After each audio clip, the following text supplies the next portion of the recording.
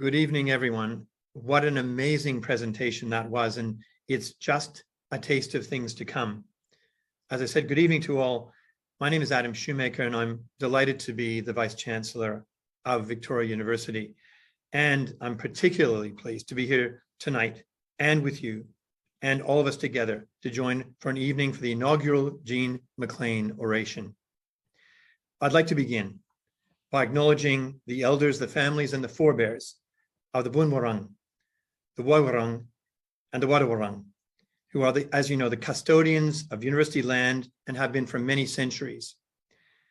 We're proud to acknowledge that the land on which we stand, we speak and learn, is the place of age-old ceremonies of initiation and renewal and celebration, and that the Kulin people's living culture had and has a unique role in the life of the regions where we may be. Guides us in our research, our teaching, and our service every day. I'd like to offer a particularly warm welcome tonight to the Honorable Jean McLean, AM, of course, the Professor, the Honorable Barry Jones, AC, the Honorable Steve Brax, AC, our Chancellor, council members of Victoria University, and of course, colleagues, partners, and friends of the university. Welcome to all. It is the case that universities have a special role in the life of this state and this city and this nation. And I think most universities would claim to serve their communities. Victoria University has clearly done so over the past 30 years and for the preceding century of its antecedent institutions in the west of Melbourne. We are incredibly proud of that history, and we're also proud of the fact that we're progressive. We care and we act. Our new strategic plan for the university is entitled Start Well, Finish Brilliantly, and it's underpinned by values. Values of being always welcoming, ethical, shaping the future, and doing so together at a time when the world really needs all four more than ever. And I think those values go beyond vocabulary. They're a reflection of our beliefs and our ethic, which in turn, influences our practice. The Honorable Jean McLean, AM, simply embodies those VU values to a T.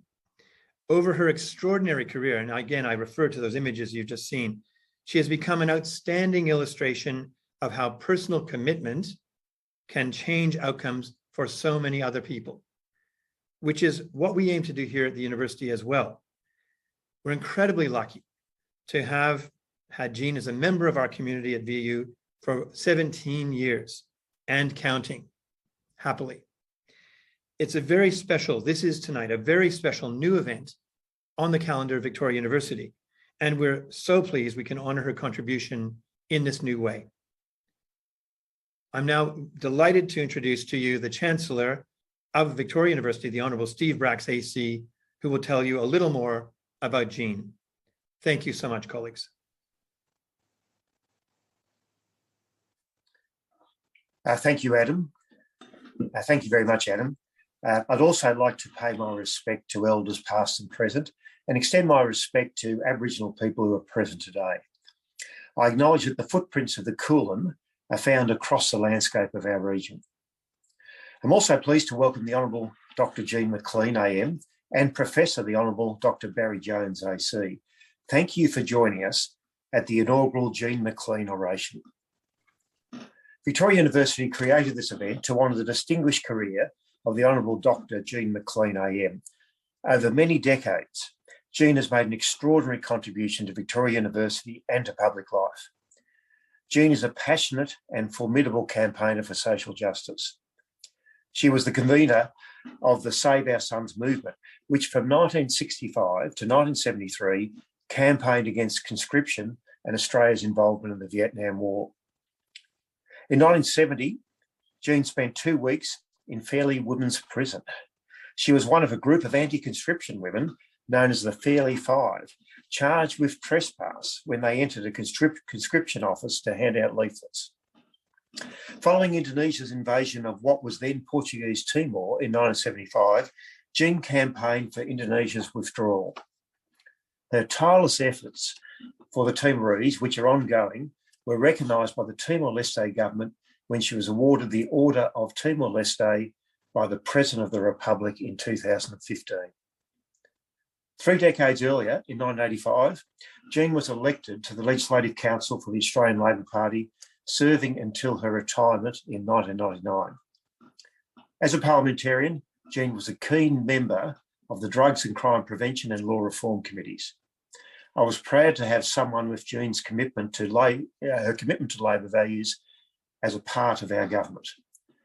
Jean was a councillor at Victoria University for 9 years, and in 2005, the university awarded her an honorary doctorate for her service.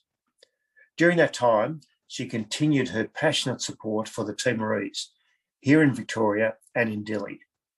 We are honoured, indeed, that Jean consented to Victoria University holding a biennial oration in her name.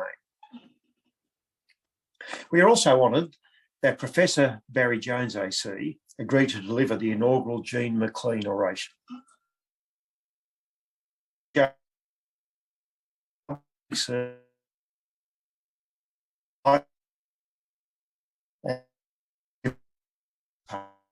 Melbourne in the Victorian Legislative Assembly from 1972 to 1977, before moving to Canberra as a member for Lalor from 1977 to 1998.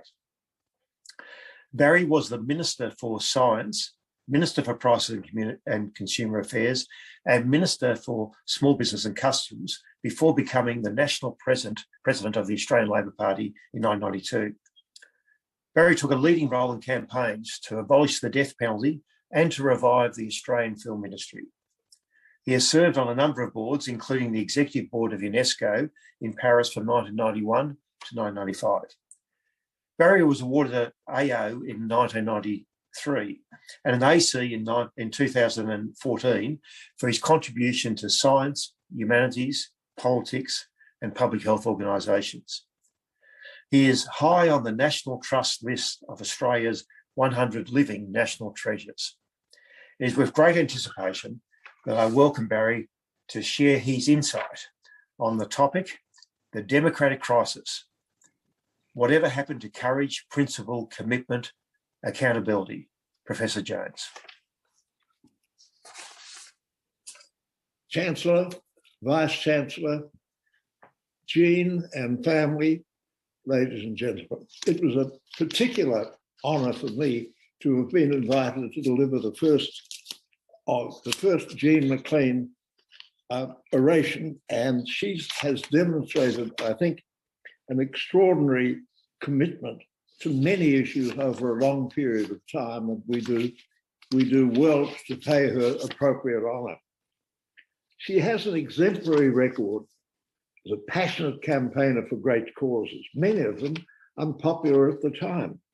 She was imprisoned in 1971 for her protests against conscription in the Vietnam War, and as the Chancellor pointed out, served in the Victorian Parliament in the Red Morgue in the Upper House between 1985 and 99, was a tireless campaigner for affirmative action, and of course, as he said, supported Timor-Leste very powerfully over a long time and played such a critical role in the establishment and promotion of Victoria University. Jean Crossland was born in London in 1934. Her father, Arthur Crossland, was an industrial scientist. Her mother, Paula Berezovsky, a very able teacher, had been born in Russia and migrated to Canada. The Crossland family arrived in Australia in 1937. The Victorian Parliament's database records her education rather mysteriously as tutored at home and short periods at state and high schools. She was untainted by exposure to a university. Jean entered the workforce at the age of 14 and had a variety of jobs. She describes herself, modestly, as having been at various times a non-typing secretary, an occasional model for a furrier, and running a coffee shop in Cheltenham. In 1957, she married Eric McLean, a great encourager and a very successful builder, and they had a son and a daughter, Adam and Rebecca. Jean joined the Labour Party in 1965, and I was very grateful for her empathic support in the campaign to reprieve Ronald Ryan in 1967.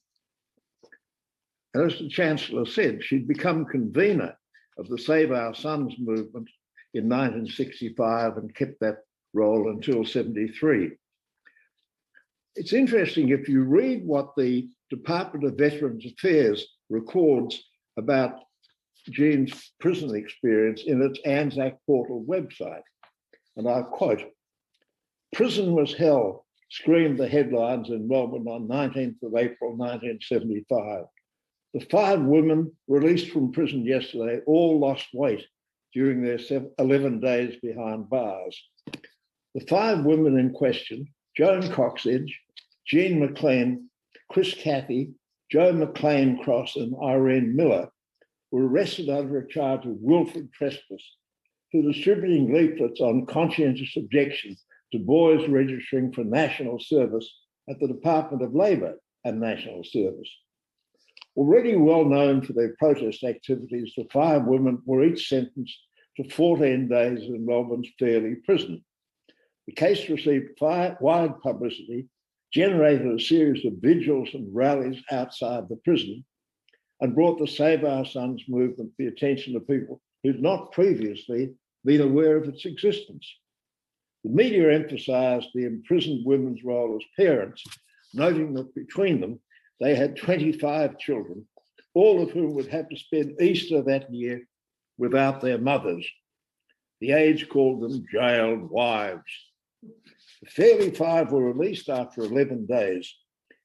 Jean McLean remembered the prison as being soul-destroying and an institution rivaled only by something out of the 18th century.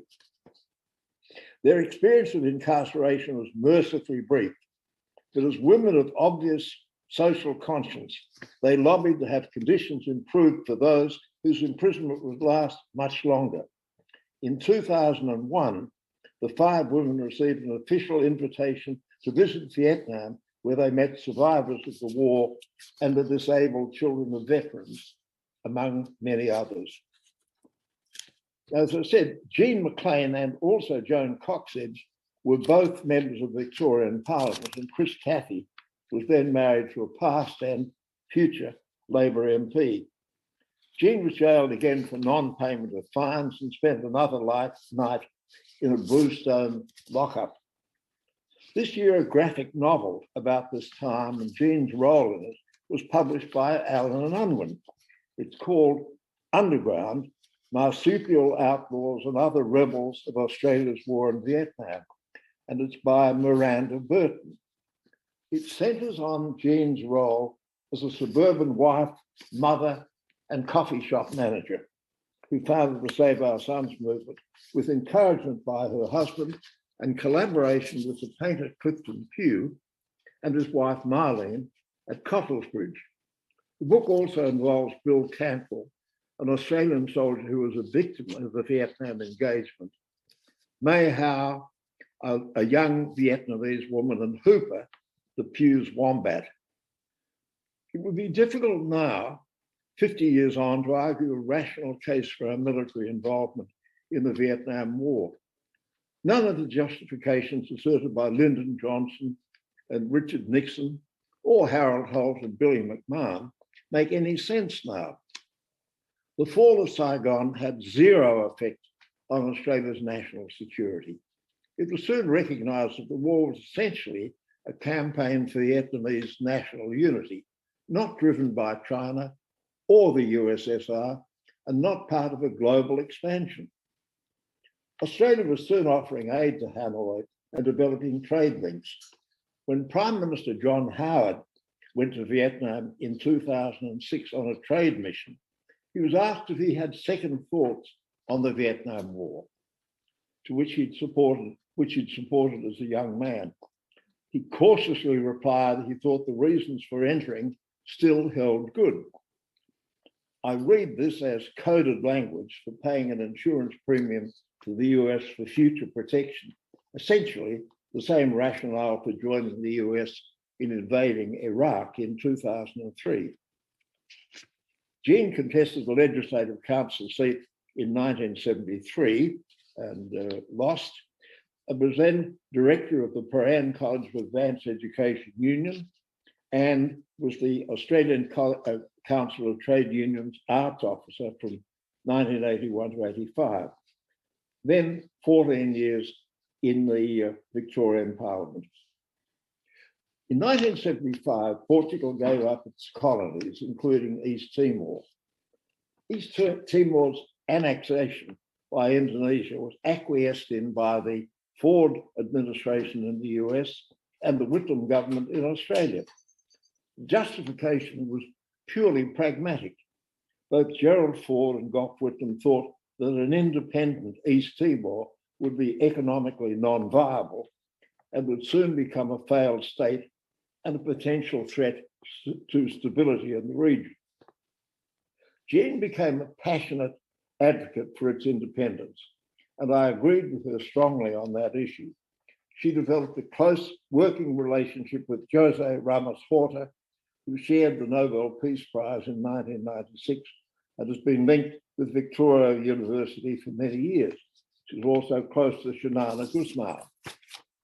From 1998, she visited what was to become Timor-Leste for more than 20 times, and in 2016 was awarded the Order of Timor-Leste.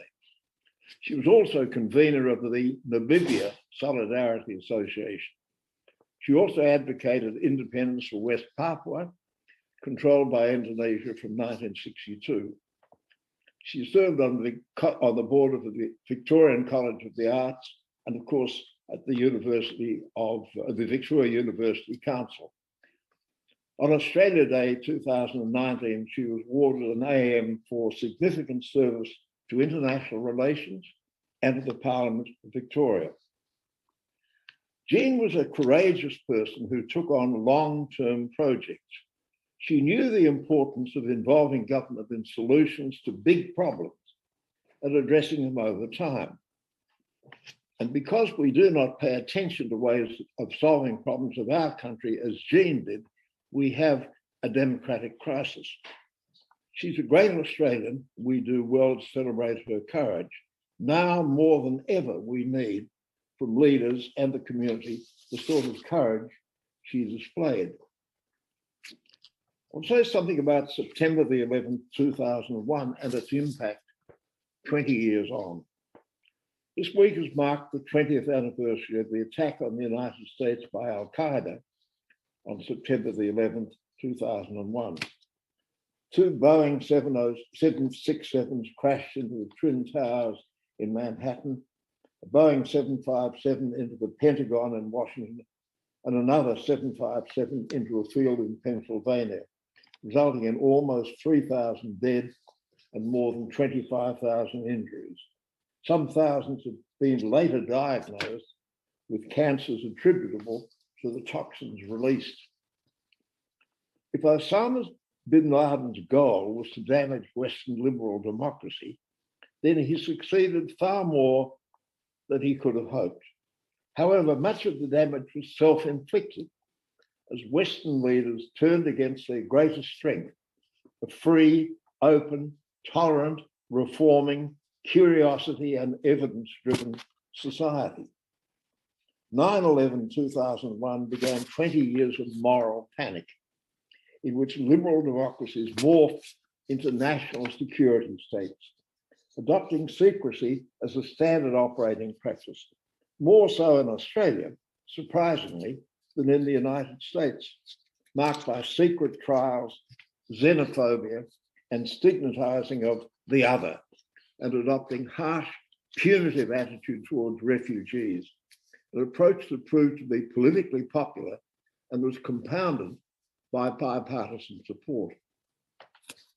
Apart from the barbaric cruelty of elements in the jihadist movement, particularly Islamic State, beheadings, crucifixions, the killing of civilians, suicide bombers, the central beliefs of jihadists and ISIS militants include the following: hostility to science and the scientific method, rejection of evidence-based decision-making, hostility to modernity, resistance to feminism and the changing roles of women, hierarchy, paternalism, theocracy, fervent belief, dogmatism, homophobia, self-definition as fighters, a need to have enemies to provide the rationale for action, inability to comprehend differing points of view, fundamentalism, willingness to use force, cultivation of the siege mentality, dismissal of United Nations and international opinion, preparedness to damage World Heritage sites, suppression of dissent, turning a blind eye to cruelty, acceptance of heads must roll as an operating principle, acting outside the rule of law, adopting principles that ends justify means, punishing critics or whistleblowers, opposition to critical thinking and analysis, simple explanations for complex problems. Elements of this disturbing mindset is to be found in Australia, sometimes in unexpected places. Our Prime Minister, Scott Morrison, has thoughtfully pointed out that women should be grateful that they're not shot at. The democratic crisis. Democracy faces its greatest existential crisis since the 1930s. Hitler used democratic forms to come to power in Germany, but rejected the democratic ethos. What is sometimes called the Enlightenment project has come under sustained attack in the United States, much of Europe, and to a lesser degree so far, Australia. It's been a sharp crisis of confidence in democratic practice and the quality of leadership in the United States, the United Kingdom, Germany, France, Italy, Austria, Poland, many other European states, Russia, Turkey, most of South America, and virtually all of Africa. The global scene was marked by the rise of rightist, nationalist, anti-immigrant and protectionist parties, authoritarian rule, corrupted elections, setting agendas, with vested interests setting agendas, leaders who refuse to be accountable for their actions, corruption accepted as normal, retail politics where readers fail to ask of a proposition, is it right, but will it sell? In a new era in which feeling and opinion displace analysis and evidence, and leaders fail to lead. Australian democracy is under serious threat, and neither the coalition or the federal ALP have any vision beyond the elections of 2022. Citizens have to be prepared to engage and challenge to tackle the global threat of climate change. The coalition, captured as the fossil fuel lobby, lies about meeting global targets for emissions reduction, and the opposition's line on climate change is vague and shifty. The states, irrespective of political allegiances, have been prepared to set targets. The Commonwealth has not, largely because there will be 3 elections before 2030 and 10 before 2050. The well-respected Democracy Index 2020, published by the Economist's Intelligence Unit, calculates that only 8.4% of the world's population live in a full democracy. Australia is one of them, but we cannot take it for granted. We've become increasingly secretive, authoritarian, sensitive to criticism, and corrupt. The death of debate and loss of language and memory. In 1977, when I was first elected to the Commonwealth Parliament, only 2% of Australians were graduates and 53% of members of Parliament. In 2021, we have a much more tertiary qualified community, 7 million graduates, and 85% of MPs have degrees. That ought to mean a far higher quality of debate, discussion on issues than at any time in our history. Right? Wrong, actually. Paradoxically, there appears to be an inverse relationship between the number of graduates in Parliament and the quality of political debate. And it's now impossible to get a straight answer to a question. Our parliaments are far more representative as a cross-section of the community than they've ever been. Not perfect, but far better. More women, not enough. Some younger members, far more from non-English speaking backgrounds. Surely that ought to result in far better debates than in the bad old days of the 70s and 80s, with all male, white, English-speaking parliaments. Right? Wrong.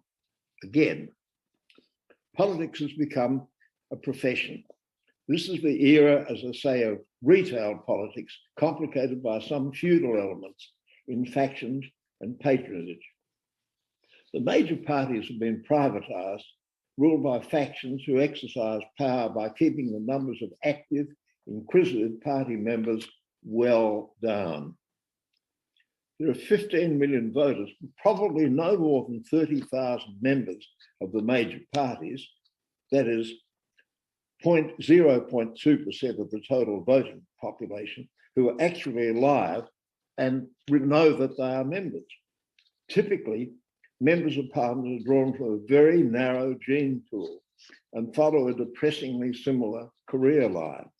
It starts off from student politics to becoming a graduate, becoming a party or a union or corporate or lobby group organiser, then becoming perhaps a parliamentary minder, then an MP or senator, then a minister, then they resign to have time with the family, then they turn up as lobbyists, gambling, banks, China, minerals.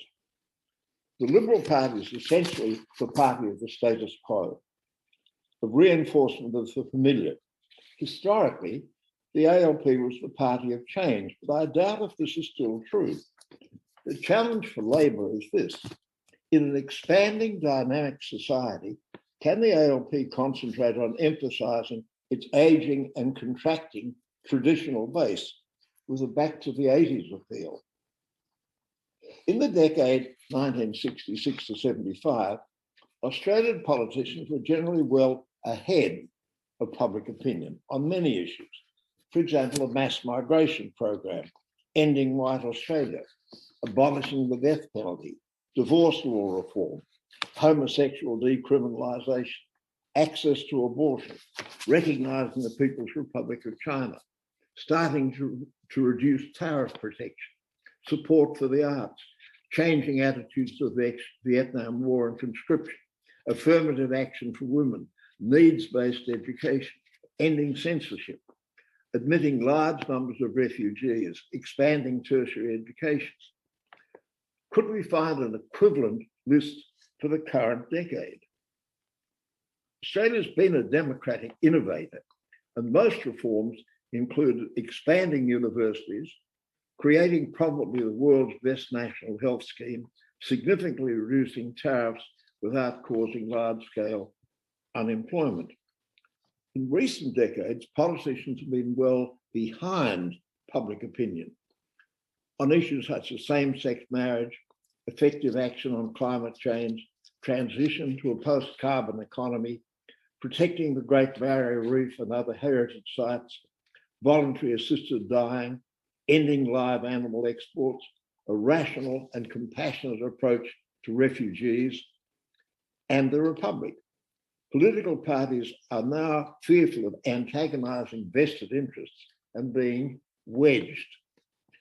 Gareth Evans points out that so many of these are what he calls decency issues, and it's odd and galling that leaders who put a heavy emphasis on their religion and are supported by happy clappers are strikingly lacking in compassion and regard cruelty to refugees, for example, as a vote winner. In his book, The Frontiers of Knowledge, the English philosopher A.C. Grayling wrote, "Higher education has undergone a remarkable reversion. It's gone from having general literacy as its goal, leaving special expertise to form itself later as the outcome of individual interest and experience, to inculcating special expertise as its goal, leaving general literacy to form itself later as the outcome of individual interest. The reversion occurred without a halfway house, like a switch being thrown." I take up the Vice-Chancellor's point. I'm very delighted to see that that's not exactly the line that's taken at Victoria University, and I welcome that. We now live in an era of anti-leaders, where the greatest issue is winning or failing to win the next election. So politicians are walking on eggshells, fearful of offending powerful vested interests, incapable of thinking globally or contemplating the long-term future, and 2030 or 2050 seem unimaginably distant. There's a bipartisan failure in the hegemonic parties, both the Coalition and Labor, to act courageously on major issues. Taking effective action on climate change, where we're determined to be the last among developed nations and proud of it. Refusing to plan for a post-carbon economy, elevating opinion and feeling over evidence and accountability. In government, getting the constitution right, pursuing Indigenous reconciliation, preserving the environment, adopting humane, compassionate policies on refugees, tackling gambling and drug dependence, ending misogyny and exploitation of women.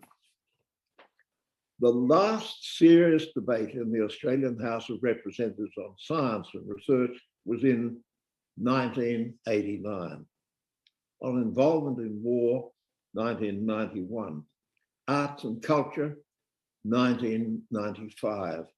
The Republic, 1998.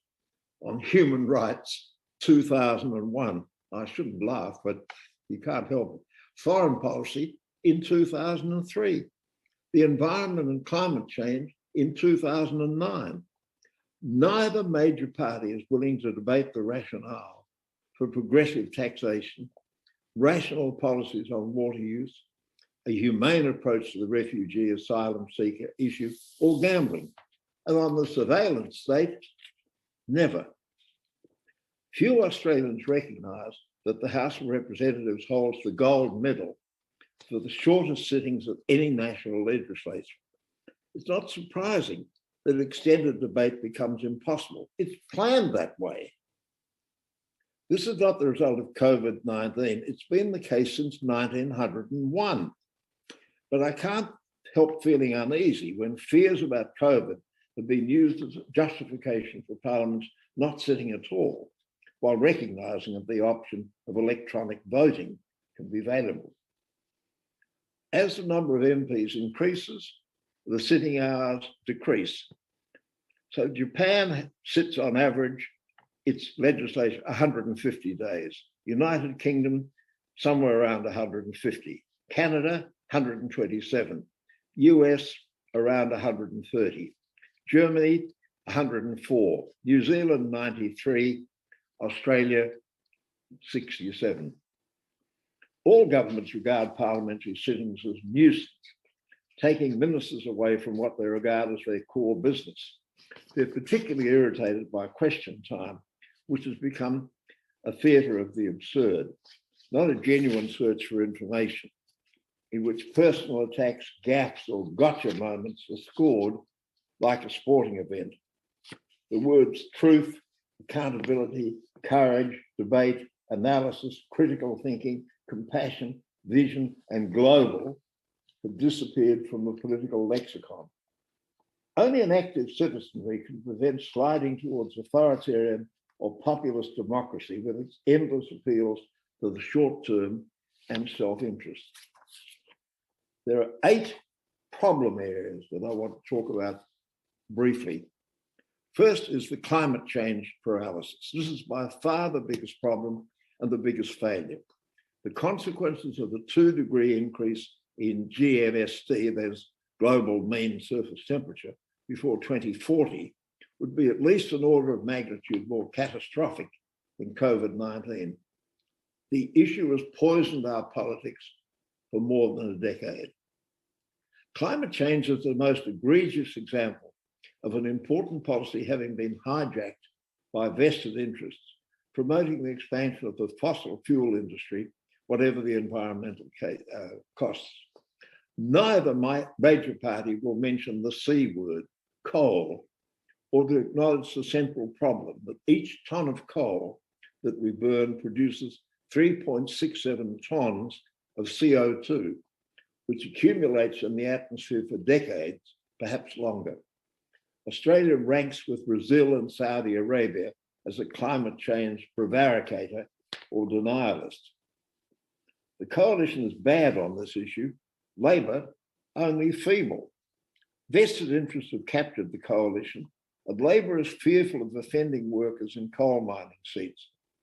GetUp claims to have 1 million followers and asks for strong action on climate change. Gina Reinhardt is passionately opposed. Who has the greater influence? It's embarrassing even to ask. Politics always trumps the science. The National Party insisted that reducing greenhouse gases, including methane, would be disastrous for farming. But the National Farmers Federation says, we're already doing it. Major energy generators propose to phase out or close down coal-fired power stations, but Angus Taylor says, no, you can't do it. Banks, superannuation funds, and insurers are making lending or investment decisions based on climate change risks. But elements in government insist, no, you mustn't. Oddly, state governments, both coalition and ALP, have been far more courageous than the Commonwealth in setting climate change targets. Number 2, the impact of social media. In my book, Sleepers Wake, Technology and the Future of Work, published in 1982, I predicted pretty accurately the impact of the information revolution and development of a post-industrial society. However, I made 4 false assumptions.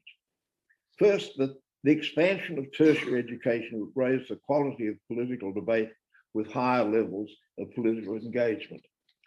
Second, that we would embrace the universal. Third, that there'd be more emphasis on the long term and that the adoption of scientific method. The IT revolution in practice has put exaggerated emphasis on the personal, local and short-term, the fragmentation of knowledge, life being experienced through the screen, choosing one's own reality, conspiracy theories on tap, preferencing opinion over evidence. Social media has become the predominant source of news and information for most Australians and Americans. In practice, it's become an echo chamber and a vector of misinformation. It's highly democratic in a sense because it rejects the concept of hierarchies of information, insisting that choosing the truth is a matter of personal opinion, and that expert opinion in practice involves elites rejecting the layperson's right of free choice. Feeling is more important than evidence. The subjective overrides the objective. The controversy about vaccines for COVID-19 is a disturbing illustration of this, and trolling is toxic and destructive. The third issue is the ECI, the Economic Complexity Index problem. As Donald Horne argued in The Lucky Country back in 1964, and I followed on with Sleeper's Wake, although Australia is one of the world's most urbanised countries, with 2/3 of its population in just 5 cities, mediocre political leadership still sees us as essentially a quarry and a farm, dependent on high volume exports and ignoring high value added complex products. Harvard University's Economic Complexity Index ranked Australia as number 55 in 1995, falling to number 86 in 2019. In those years, South Korea has gone from 21 to 4, Singapore from 20 to 5, China from 46 to 16, India from 60 to 43, while Japan was number 1 in both years. New Zealand's on 49. Australia's position is not an accident. It's a matter of choice, a refusal to transition to a post-carbon economy. However, the good news for Australia is that we're still well ahead of Ethiopia and Papua New Guinea. The fourth problem, corruption, vindictiveness, and lack of accountability. Failure, incompetence, or corruption is shrugged off. Commonwealth ministers are never held to account, and this is now regarded as normality. The ability to count on numbers for a coup or counter-coup becomes a decisive factor in parliamentary parties. The role of political staffers, minders, is excluded from scrutiny. Lobbyists are seriously corrupting elements in determining public policy, and by recruiting from staffers, MPs, or ministers, can change outcomes which are concealed as commercial incompetence, but have a decisive and unscrutinised role in shaping policies and priorities in gambling, liquor, mining, water use, forestry, education, health, taxation, and defence spending. Enemies are punished and friends rewarded. Courts, tribunals, and boards are stacked, and grants given to friends without appropriate oversight. The Auditor General's funding was stripped back, and the prospect of a Commonwealth Integrity Commission is receding. Fifth, failure to face up to our history.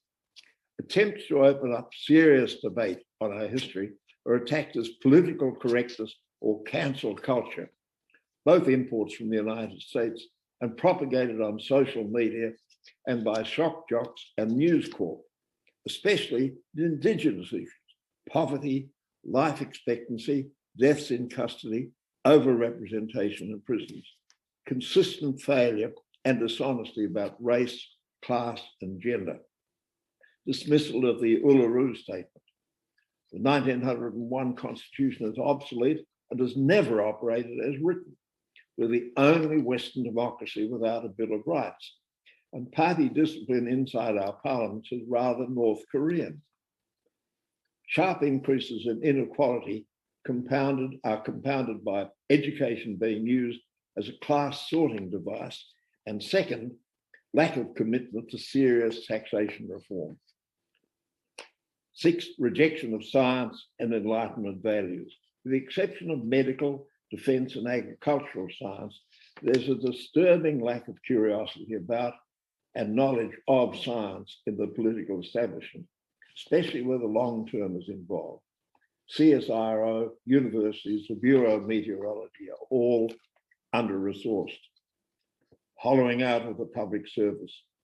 Public service used to give governments independent advice, policy analysis, and frank and fearless advice. Now public servants are instructed to do as they are told.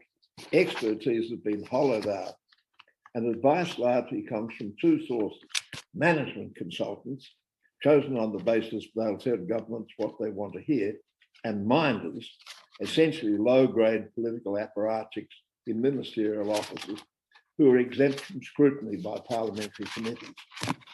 The eighth is resist fundamentalism, recognise that complex problems demand complex solutions. Religious fundamentalism, both Christian and Islamic, seem to offer cheap grace, a superficial transaction promising lifelong, even post-life guarantees, just like buying a commercial product such as life assurance. Questioning individual judgment or knowledge is not required and may be actively discouraged. Fundamental is not merely intellectually crippling, it's profoundly contemptuous of Jesus or Muhammad, whose teachings are far more profound, universal, stimulating, controversial, and compassionate than fundamentalists will concede. Fundamentalism offers a creed without history, without scholarship, without depth, without context, and yet its phenomenal growth confirms that it meets community needs and anxieties far more than mainstream churches or mosques. Solving the problems, the way ahead. Despite the magnitude of the problems, I'm confident that there are solutions. There are 10 priorities for our time if we're to survive the next century without irreversible damage to the biosphere and our social and political institutions. First, strong action on climate change, transition to a post-carbon economy. Second, challenge major parties to adopt open democratic practices, come clean on funding, expose the role of lobbyists, restore trust in public institutions. If major parties fail to respond, then citizens will have to create alternatives. Third, reject the Nixon strategy of winning elections by promoting divisions, exclusion versus inclusion, cultivating the base, persuading economic victims to blame those below them, race, refugees, exploit the condescension factor, and promote resentment of expert opinion. Winner takes all. Fourth, making a personal commitment to strengthen liberal democracy, recognizing the threat posed by the rise of populist authoritarian leaders. Fifth, protecting the right to be informed is a central tenet of democracy. Preserving the ABC and its investigative reporting, recognize the importance of a free press, and so on. Recognize that inequality is not just a social Darwinian byproduct of the economic system, survival of the fittest, but a political artifact, not an accident, but built into decisions about taxation, education, and health. Thomas Piketty, the French economist is right, and Andrew Lee, the member for Farrer in the House of Representatives, is also working in this area. We've got to insist that the goal of education must be to enable people to fulfill human potential for the whole of life, not just to train pupils to be consumers and producers for the contemporary economy. The syllabus should include some political science, philosophy, the humanities, the arts, and exposure to comparative religion, with encouragement for speculative thought, imagination, creativity, aesthetics, historical perspective. We have to reject all forms of racism, have to give high priority to the Uluru Statement, take stronger action on closing the gap. As I said earlier, resist fundamentalism, rethink the nature of freedom. Recognize the moral basis of progressive taxation and not retreat from it. Oddly, the biggest problem of all, climate change, in reality could be tackled if we encourage a far higher level of community engagement. If you take the number of Australians with lived experience of climate change from direct observation, farmers, gardeners, vignerons, bird watchers, bushwalkers, firefighters, anglers, skiers, beekeepers, photographers, aviators, they amount to millions, but they're disengaged. Their expertise should have been harvested, but was not, to assure that powerful mitigation measures were adopted. Instead of hand-wringing, they must engage. And as Ross Garnaut has argued, we should not fear transition to a post-carbon economy. We have the potential to be a superpower in that area. If 1,000 citizens of each of the 151 federal electoral divisions could be persuaded to join the political party they normally vote for, play an active, principled and informed role, insist on a reform program, and fight existing factional systems and cliques, this would only involve 1% of all voters, but it would be a political revolution. We must always take the long view. Psychologically, we instinctively react to immediate threats or opportunities. Our species beat the Neanderthals because our responses were presumably quicker. But then modern humans began planning ahead for the next season, planted crops, and were no longer exclusively hunter-gatherers or graziers. The year 2030 has to be planned for now. And we must work towards a global network to forestall the potential disaster of 2050. Global emissions must be cut by 7.6% for each year of this decade. The greatest challenge of all is to enable humanity to achieve its full potential, not just as consumers, and to preserve our home, the planet, but to understand what we're capable of. It is, I suspect, not an accident that the study of humanities at universities has been singled out for discrimination by sharply increasing charges in a sector already damaged by COVID-19 and the withdrawal of overseas fee-paying students.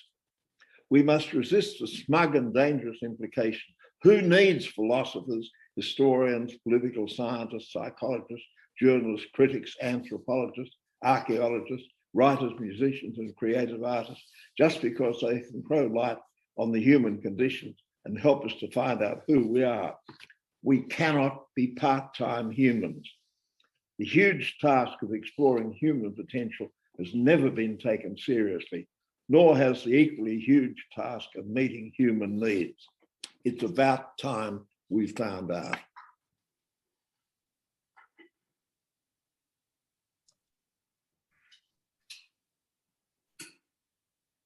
Colleagues, we have just heard an oration, which is no ordinary speech. I think, Barry, it is fair to say that is an excoriating and magisterial critique of the fragility of public polity and public policy, but far more than that, it's a true honor to have been present, even digitally present, and of course, watching the responses amongst the audience. We want many more people to be digitally aware and to hear and see this talk, which is being recorded. And of course, we will pursue that. But may I just say 3 quick things before passing to Jean. One is that I do believe, along with you, that values-based leadership is far more likely to solve the challenges, whether they be of violence against women and children, or of protecting country, or of planetary health, or many others. And it is a mark of signal pride that Victoria University, as the state which holds the name of the state of Victoria, and that state is the only state where the vaccination rate for Indigenous people exceeds the national average for those who are non-Indigenous. I mean, that shows it's a matter of choice and things can be done. That's an example. I want to just give 2 or 3 other quick examples of in higher education of where things have been done and can be done. For example, at ANU, the long-standing Center for Arab and Islamic Studies is one of the few areas in the nation which, under the leadership of Professor Saikal for so many years, was maintaining connections with Iran and Afghanistan, and we have just recently seen what a tragedy has ensued in that regard. Previously, I had the pleasure of being on the staff at Southern Cross University, which itself had the longest and strongest relationship with Papua New Guinea. And here at VU, and this is so pertinent to Jean, the longest and strongest relationship in very many ways with Timor-Leste. And that connects your speech, her life, her achievements, and exactly what you said. It is time to make choices and not just at the ballot box. Thank you very much, Barry, for, again, a scintillating talk, one which we won't forget. And it'd be my absolute pleasure to ask Jean herself to say a few words.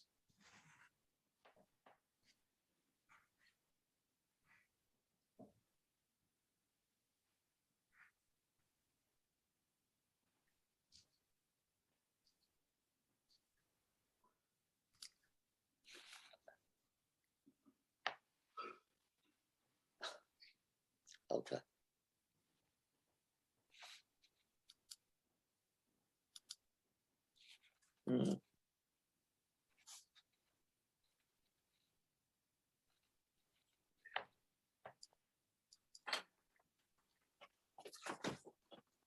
I've done something there.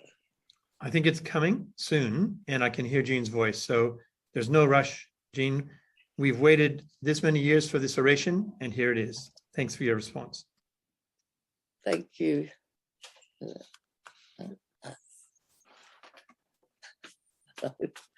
Thank you very much, Adam. I would also like to pay my respects to elders past and present and extend my respects to the Aboriginal community who are present today. It is an absolute honour for the Victoria University to extend this oration to me. And I feel that Barry's speech covered everything possible that needs to be covered at the moment with our democracy in tatters. We've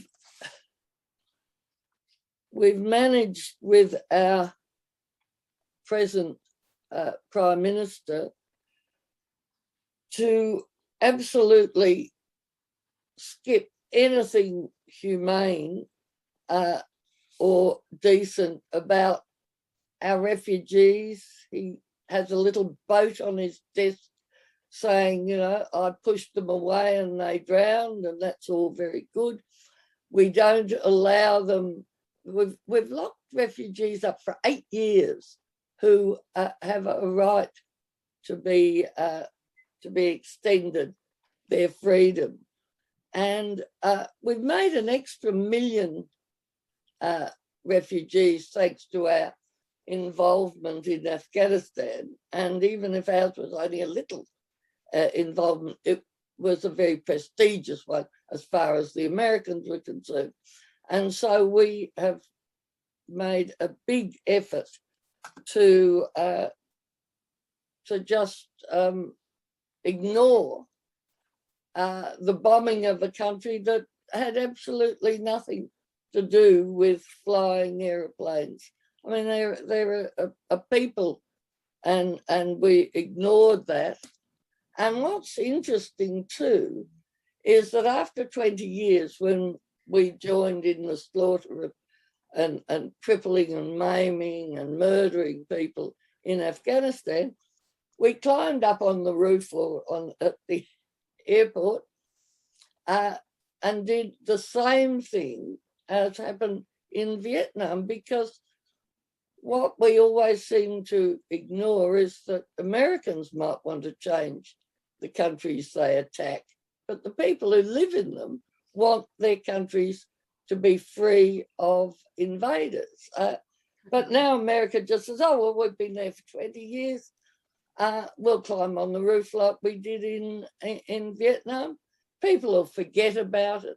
We'll start telling people how everybody, all the women were going to university, We changed the life of the Afghani people, and now we've been driven out by these terrible people. Well, I mean, they're not very good, but at least they're Afghanis, and the Afghanistani people can be very pleased that the Americans have gone, even though they've now got another horror that we invented. Osama bin Laden was trained by the US, and on it goes. I also would just quickly like to mention a thing that worries me very much, and that is the secret spy powers that our government has given itself. An enormous surveillance and the ability to break into anybody's online, they modify their data and take over their accounts and knock off your money or whatever our Mr. Dutton pleases to do. So I think we're at a very, very dangerous edge in our democracy. And Barry's right to describe it like that. And maybe people will think it's a bit strange that I would, therefore, with everything Barry said, ask people to join a political power. A political party, I mean, sorry. Because the only way that we can change what's happening is if we change the parties. And Barry Jones and Steve Bracks and I, amongst many others, know that you can affect the political party you're in if you make enough effort. You've got to get other people to join, because if we don't do that, we've just handed over to the people who are destroying our education system or doing their best, and creating a very terrifying society where we've got 8 million refugees wandering the world trying to find a place to live. And there is a place for them. They have as much right as the rest of us, but we've got to assist and not condemn. So I just very much again like to say thank you for this evening. I think it will be the start of a new activity through the Victoria University, at following a lot of what Barry had to say tonight. So thank you very much.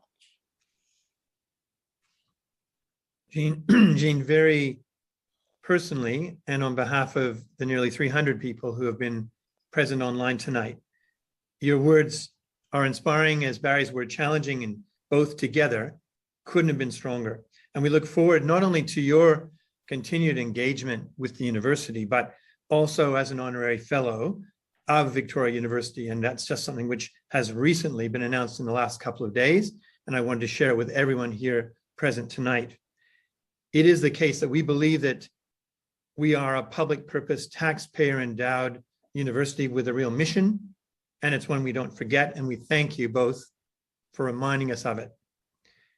We really look forward to both of you being part of the VU community for many years to come, but most importantly, our sincere gratitude for reminding us of the value of public discourse in public places for public purposes. And we can't wait to see that happen again.